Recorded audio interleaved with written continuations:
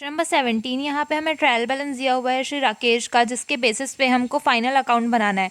Final account बनाने का मतलब होता है trading account, profit and loss account और बैलेंस शीट।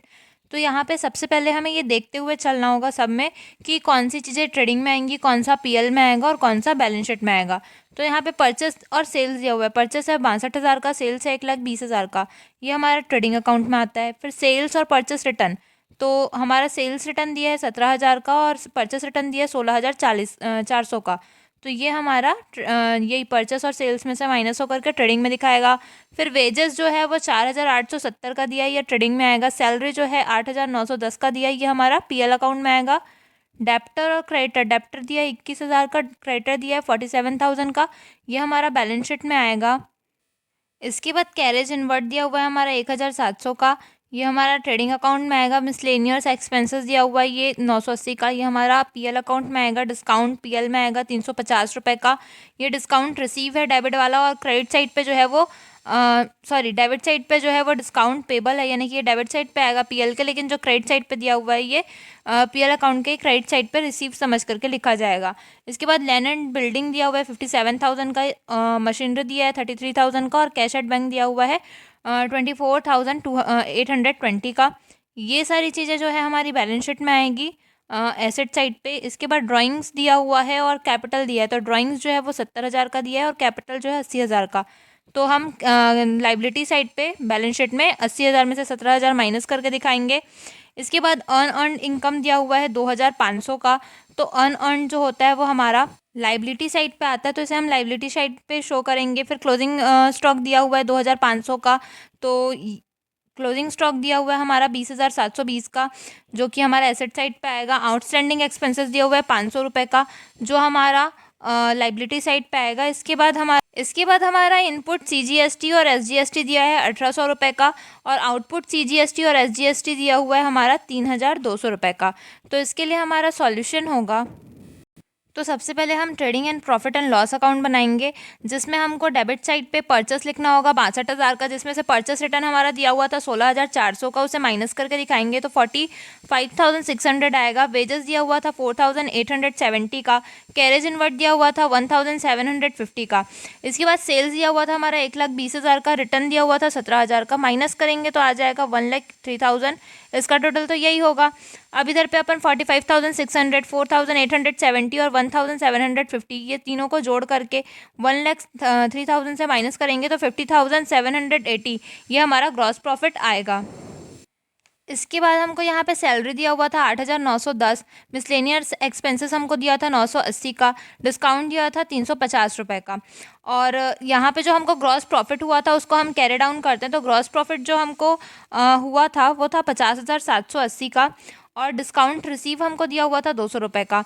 इसका हम टोटल करेंगे तो आ जाएगा 50,980 रुपये। इसमें से हम 8,910, 980 और 3,500 को माइनस करेंगे तो 40,740 रुपये ये हमारा नेट प्रॉफिट आएगा। ये हमारा पीएल अकाउंट बन करके तैयार है। इसके बाद हम बनाएंगे बैलेंस शीट।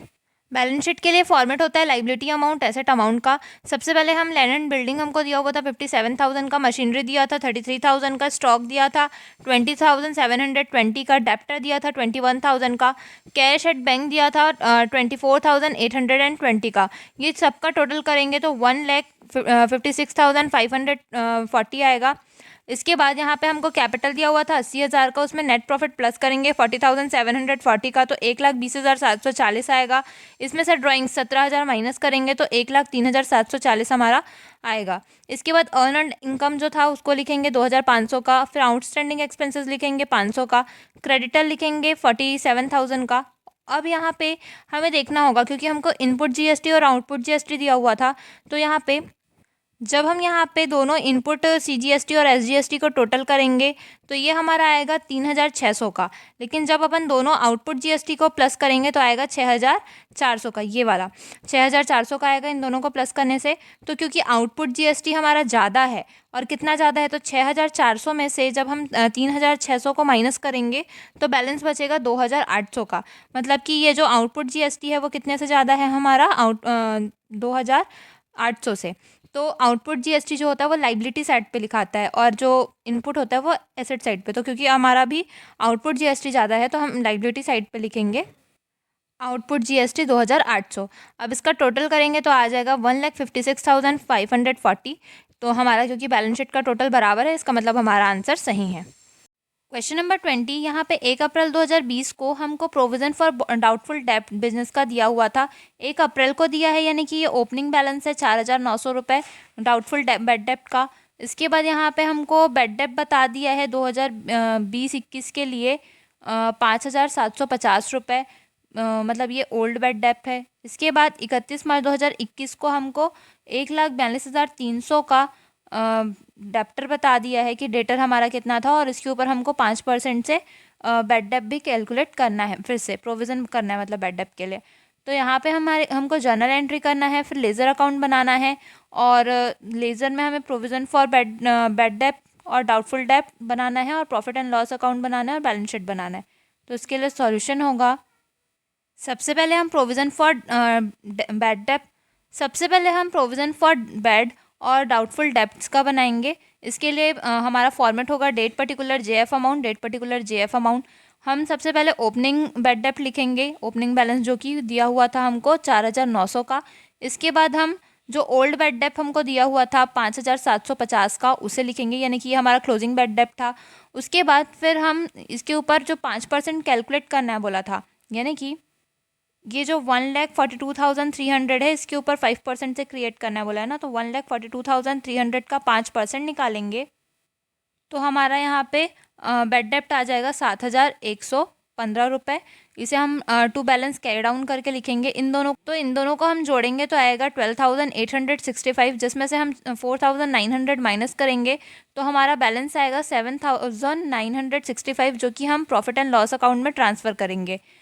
इसके बाद हमको बैड डेप्ट अकाउंट भी बनाना होगा। अब हम बैड डेप्ट अकाउंट बनाएंगे तो इसमें जो हमको प्रोविज़न फॉर डाउटफुल डेप्ट दिया हुआ था 5,750 का, उसी को हम इधर ट्रांसफ़र कर देंगे टू सेंडर डेप्टर में 5,750। इसके बाद हम प्रॉफिट एंड लॉस अकाउंट बनाएंगे। तो प्रॉफिट एंड लॉस अकाउंट में तो सिर्फ हम क्या करते हैं, जो हमारा बैड डेप्ट रहता है, यानी कि कितना था हमारा बैड डेप्ट 5,750, इसे लिखेंगे। इसमें जो न्यू बैड डेप्ट हमने निकाला था यहाँ पे कैलकुलेट करके 5% डेटर के ऊपर, वो था हमारा 7,115। इसे हम प्लस करेंगे, न्यू वाला जो होता है वो प्लस होता है और जो ओल्ड होता है वो माइनस। तो ये न्यू वाला था तो हमने प्लस किया तो ये आया 12,865। इसमें से ओल्ड प्रोविज़न जो कि हमारा है 4,900 का, उसे माइनस करेंगे तो 7,965। ये हमारा बैड डेप्ट आएगा प्रॉफिट एंड लॉस अकाउंट के लिए। इसके बाद बैलेंस शीट में हम इसे दिखा देंगे तो बैलेंस शीट में ये एसेट साइड पे आता है। डेटर हमको दिया हुआ था 1,42,300 का। इसमें से सिर्फ न्यू वाला जो रहता है वो माइनस होता है, इसमें ओल्ड को नहीं लिखा जाता। तो न्यू वाला था 7,115 का, जो कि हमने 5% निकाला था डेटर के ऊपर। इसे हम माइनस कर देंगे तो 1,000 करेंगे तो यहाँ पे 1,35,185 आ जाएगा, जो कि हमारा डेटर होगा। इसके बाद हम जर्नल एंट्री करेंगे, जिसके लिए फॉर्मेट होगा date particular LF, debit amount और क्रेडिट अमाउंट का। सबसे पहले हम provision for doubtful dept D R to bad डेप्ट करेंगे।